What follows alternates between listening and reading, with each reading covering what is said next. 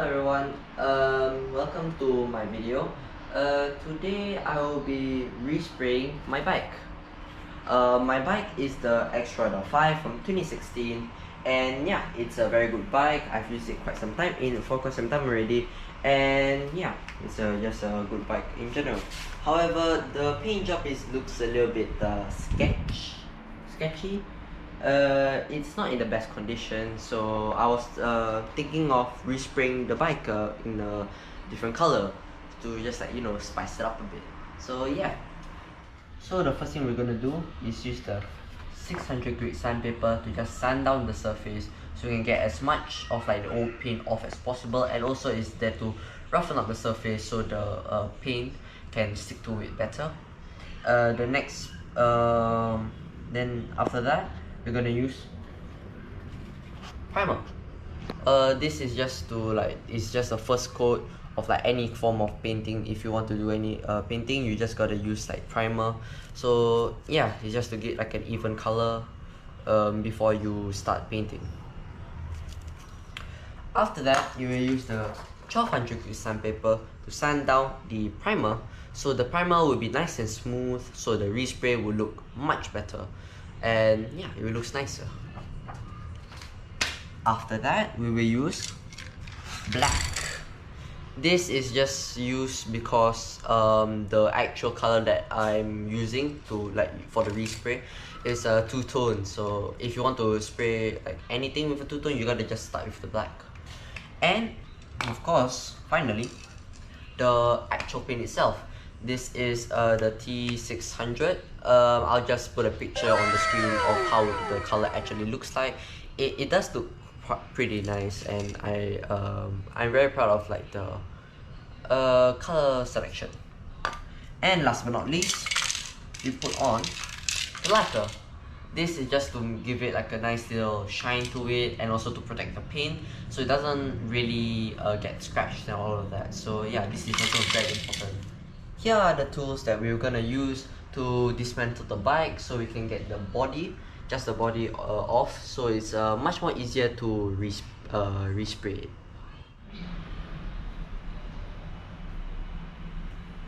So now that the bike is completely stripped, the next step to do is, well, of course, wet sand it with 600 grit sandpaper. So here I'm in the middle of just sanding down the frame.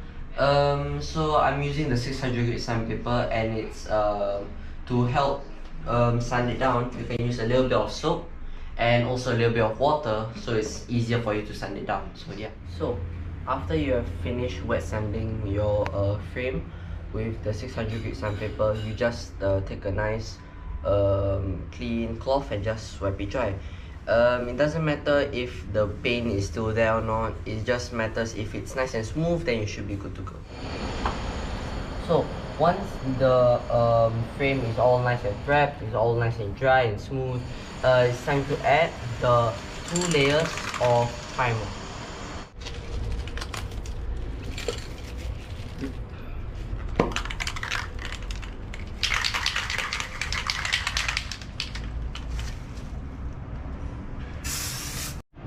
So this is the finished product after spraying a few coats of primer and letting it dry for full 30 minutes. So after this, we're gonna wet sand it with 1200 grit sandpaper to make it nice and smooth, so we can continue the process. So now we're just wet sanding the surface with the 1200 grit sandpaper, so it's nice and smooth, ready and for the next coat of paint, basically.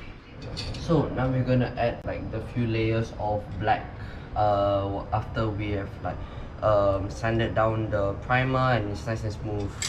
Add this. Yes sir. So now that the black base is finished, now it's time to move on to the actual color, the two-tone blue. So yeah. So after the black paint has dried, I'm gonna use the two-tone color, which in my case is the T600. So yeah, I'm gonna go on. Let's start. So this is the final product, and yeah, it turned out very nice. I'm very proud of it. And yeah, this is what a dual tone paint is. Like from certain angles you can see that it's like, for example, purple, but on like different angles you can see that it's like a nice like little teal like that. So yeah, it's a very nice color. But yeah, we are still waiting for the stickers of like polygon and all of that to arrive so you can paste it on. So once they arrive, then later we can paste the stickers onto the frame, then we can spray like 2 coats of lacquer, and then we should be finished.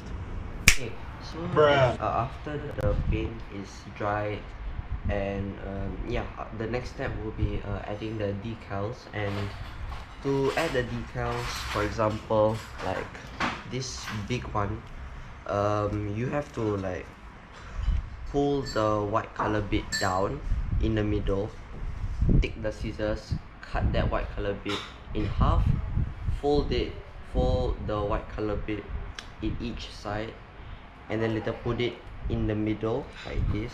Make sure it's aligned like this, and then later you just tap tap tap, and then you just slowly pull that white bit off. And then as you do that, you take out a cloth and you just slowly just push it down and just pull it like that.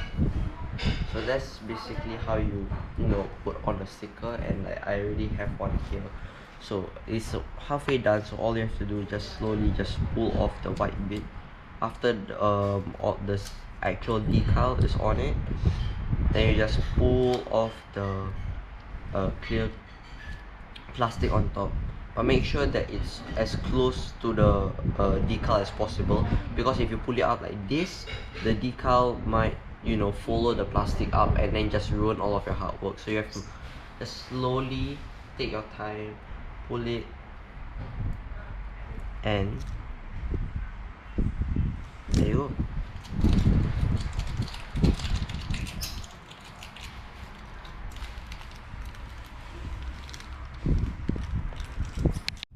Okay, so now that the decals been pasted on, take your time with that, because like you want them to look very nice. After that, we use the lacquer. In this case, I'm using 2K01 lacquer from Samurai, and yeah, has this little bit on the top. So after the clear coat, you should be done, and all you have to do is just assemble it.